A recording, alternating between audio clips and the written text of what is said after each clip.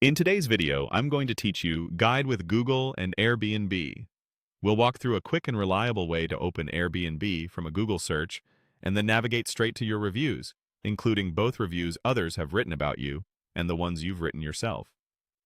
By the end, you'll know exactly where everything lives and how to switch between the two views with confidence. Start by opening your web browser and heading to Google. Type Airbnb into the search bar and look for the official Airbnb result. Click that to open the site. This path is helpful if you're not sure of the exact URL or if you're using a new device.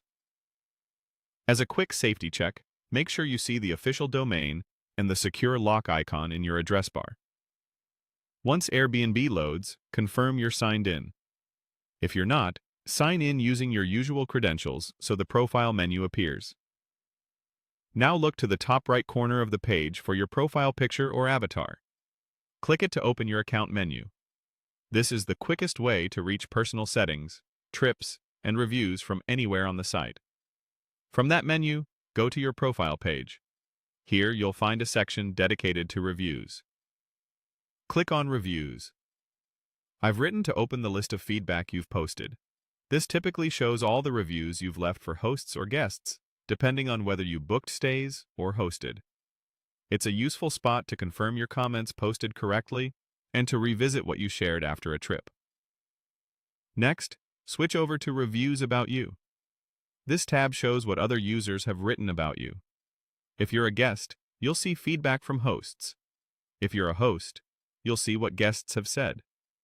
You may notice both public comments and, in some cases, private notes that only you can view. Take a moment to read through the star ratings and written feedback so you understand how others experienced their stay with you. When you're ready, toggle back to Reviews by You. This brings you again to your own written reviews. This quick back and forth is helpful if you want to compare perspectives or make sure your feedback reflects your experience. Keep in mind that the ability to edit a review is limited by Airbnb's review window.